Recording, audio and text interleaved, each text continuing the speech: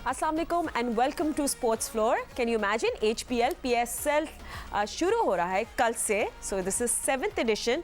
क्या कुछ होगा कल? वेल फर्स्ट ऑफ ऑल आपको ये बता दें कि हमारे अब टाइमिंग्स हो जाएंगे स्पोर्ट्स फ्लोर के 4 से 5। हमें इंजमामुल हक भी ज्वाइन करेंगे एंड ऑफ कोर्स हमारे सब एनालिस्ट हमारे साथ होंगे। सो 4 से 5 हमारी टाइमिंग होगी एंड उसके साथ साथ आपको ये बताएं कि कल क्या होगा। वेल नेशनल स्टेडियम कराची में कल होगी शॉर्ट ओपनिंग सेरेमनी।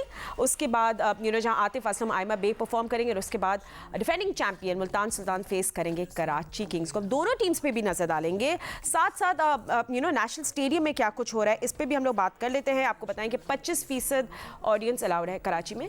सो पहले मैच के टिकट सोल्ड आउट हो गए हैं, बाकी आप ऑनलाइन भी अब टिकट्स देख सकते हैं। ठीक है, तो अब ये मालूम कर लेते हैं हम लोग कि नेशनल स्टेडियम कराची की क्या तैयारियां हैं, क्या कुछ हो रहा है। We heard something about the commentary box as well, तो उसकी भी अपडेट ले लेते हैं। जी अतीक, तो क्या कुछ हो रहा है नेशनल स्टेडियम में, हमें अपडेट्स दिएगा। जी, इंतजार की घड़ियां खत्म, अब शुरू होगा PSL 7 का मेला और जगमग जगमग नेशनल स्टेडियम कराची। और तैयारियां मैं आपको दिखाता चलूं। इस वक्त लाहौर कलंदर और कोयटा ग्लेडिएटर की टीमें जो है वो अपना आखिरी प्रैक्टिस सेशन जो है नेशनल स्टेडियम कराची में इस वक्त कर रही हैं। और जहां तक PSL के ओपनिंग की इफ्तिताई तकरीब की बात है उसकी दिखाता चलूं। मैं अपना कैमरामैन तलहा को कहूँगा कि ये दिखाएं स्टेज। यहाँ पर एक छोटा सा स्टेज बनाया गया है, बहुत ज़्यादा बड़ा नहीं है, एक छोटा सा स्टेज है जहाँ आतिफ असलम आयमा बेग अपने आवाज़ का जादू जगाएंगे।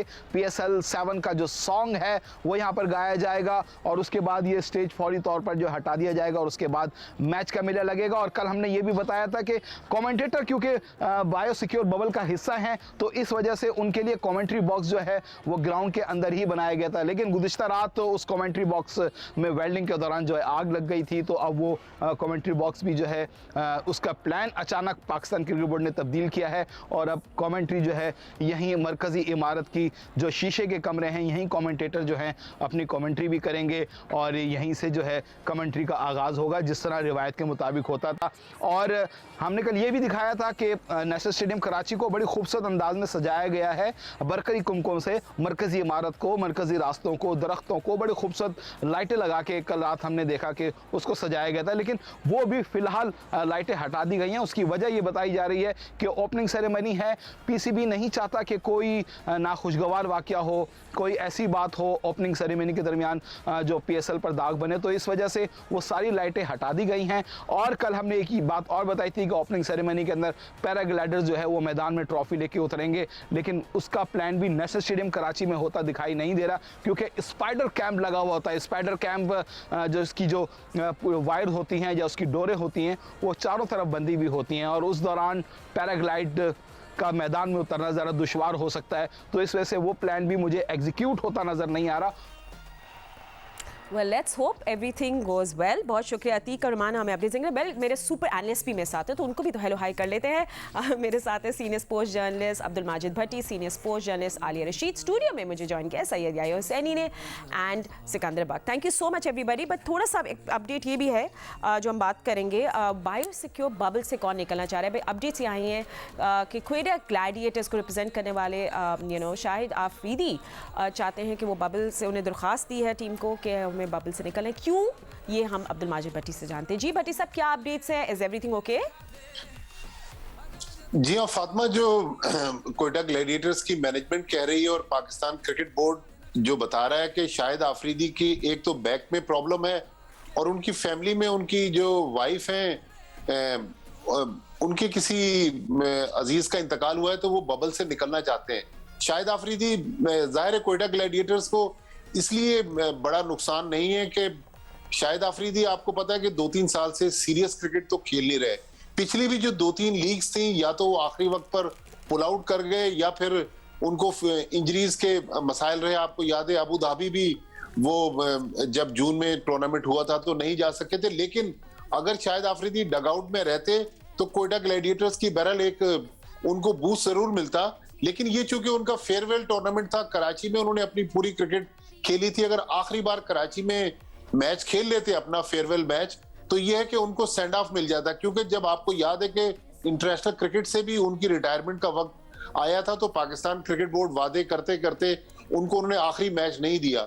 तो ये एक शाहिद आफरीदी का मौका था कि वो फेयरवेल मैच खेलते, लेकिन अनफॉर्चुनेट है कि आखिरी वक्त पर शाहिद आफरीदी जो है वो टूर्नामेंट से पुल आउट कर गए। ठीक है, there is unfortunate. Sikku, what is मतलब यू हैव सीनियर प्लेयर्स आप शामिल करते हो एक बूस्ट के लिए, जिस तरह भट्टी साहब कह रहे हैं, but are they an asset और डू यू जस्ट आप अपने टीम का नाम के लिए रखते हैं, you know, for the audience that they bring to the screen? Is that what? सच्ची बात यह है कि पाकिस्तान में मैंने 2 क्रिकेटर्स को बहुत पॉपुलर देखा है। एक तो इमरान खान साहब हैं जो हमारे प्राइम मिनिस्टर हैं, और एक Shahid Afridi. That's true.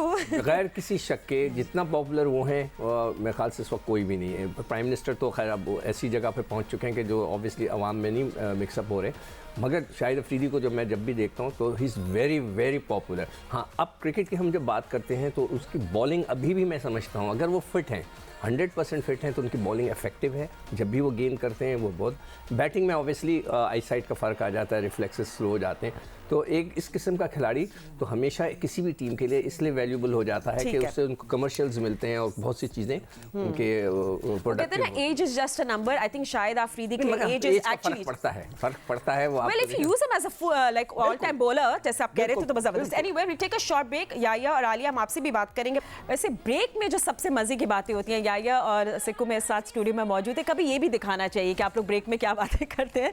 But anyway, but just before we talk about PSL, आपको ये बताया कि आईसीसी ने वन-डे प्लेयर रैंकिंग जारी कर दी है और पाकिस्तान टीम के कैप्टन बाबर आजम की पहली पोजीशन बरकरार है और भारत के विराट कोहली का दूसरा, फ़खर जमान 12वें नंबर पर मौजूद है। सो ये आईसीसी रैंकिंग्स हैं जिसमें congratulations Babar, he still holds the spot of the number 1 batter. अच्छा सिक्कू, आप कुछ बात करना चाह रहे थे about spin bowling, I think आप भट्टी साहब से पूछ लें, फिर मैं आलिया से। मैं सबके साथ, अच्छा चले, सबसे आलिया भी शामिल है, हर एक के लिए ये सवाल फेंक रहा हूँ कि मैं फेंक क्या रहा हूँ कि मेरी ये एक वो बैठा देख रहा था कि जो हमारे स्पिनर्स हैं ना, हमारे पास नए स्पिनर्स नहीं आ रहे। मैं जो हमारे पास है, जो लॉट है जो कि खेलता है, वो नवाज़ है, शादाब है, उस्मान कादिर है और इमाद है, एक आसिफ अफरीदी एक है जो कि एक नए हैं जो कि लंबे से लेफ्ट आर्म स्पिनर। उसके अलावा जितने भी स्पिनर्स हैं ना सर्किट के अंदर, मैंने सबकी लिस्ट बनाई हुई है, वो सारे या तो फॉरेनर्स हैं और या वो हैं कि जो जैसे शाहिद अफरीदी जो पाकिस्तान के लिए नहीं खेलें। तो क्या वजह है कि ये हमारे पास स्पिनर्स निकल रहे थे, ये एक सवाल है। और मुझे जो है पेशावर ज़ल्मी में सिर्फ उस्मान कादिर एक मिले हैं लिस्ट के अंदर। अगर किसी को और पता है, कोई और स्पिनर उनके पास है तो मुझे ज़रूर बताएं। ठीक है भट्टी साहब। देखिए फातिमा, पाकिस्तान में इस वक्त जो उभरते हुए स्पिनर्स हैं उनमें कासिम अकरम एक ऑफ स्पिनर हैं जो पाकिस्तान अंडर 19 के कैप्टन हैं और वेस्ट इंडीज में शायद आज क्वार्टर फाइनल होना है पाकिस्तान का। तो कासिम अकरम के बारे में कहते हैं कि अच्छा प्रोस्पेक्ट है, बैटिंग भी अच्छी कर लेते हैं, लेकिन ओवरऑल जिस तरह अभी आसिफ आफरीदी की बात हो रही है, वो भी तकरीबन 34 साल के हैं। नोमान अली पाकिस्तान टीम में आए हैं, उनकी उम्र भी बहुत ज्यादा है। लेकिन जो एक अफसोसनाक चीज है, देखिए पिछले पीएसएल के जो हीरो थे उसको हम अभी तक डिस्कस कर नहीं रहे कि शोएब मकसूद पिछले 6 महीने से कहां गायब हो गए। जब से वो अनफिट हुए, मुल्तान सुल्तान को चैंपियन मोहम्मद रिजवान की कप्तानी में बनी है, लेकिन वो जो पूरी कैंपेन थी मुल्तान सुल्तान की, उसमें शोएब मकसूद का बड़ा इंपॉर्टेंट रोल था।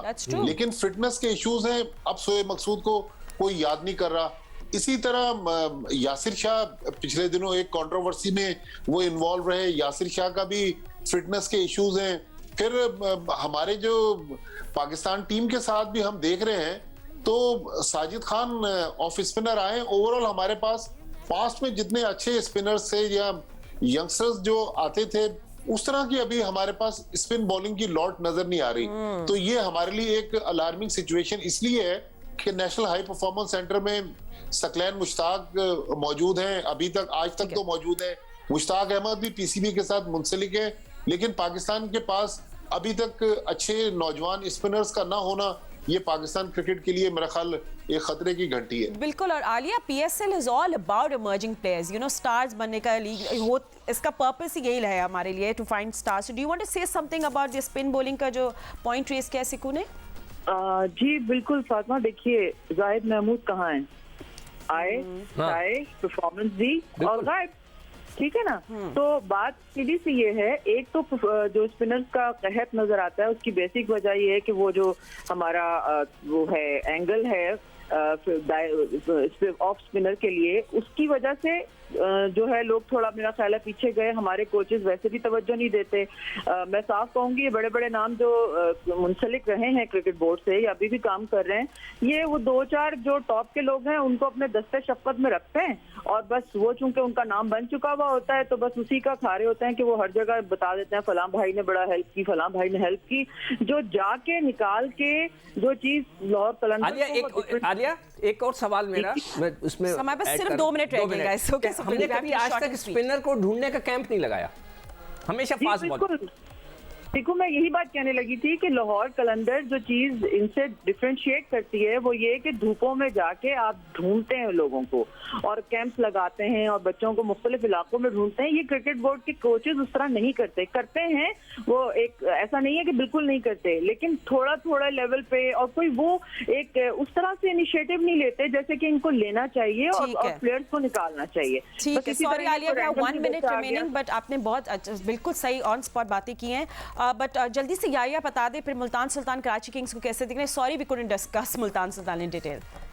बिल्कुल फातिमा, मुल्तान सुल्तान डिफेंडिंग चैंपियन है और जिस तरह मोहम्मद रिजवान की कारकर्दगी रही है उसके साथ इस टीम में जो बड़े इंपॉर्टेंट प्लेयर हैं वो शाहनवाज धानी हैं जो कि निगाहों का मरकज़ रहेंगे, फिर मुज़र रब्बानी जिम्बाब्वे के फास्ट बॉलर हैं, जनूबी अफ्रीका के इमरान ताहिर इस टीम के साथ हैं, डेविड भी तो आगे लाहौर कलंदर से। जी बिल्कुल।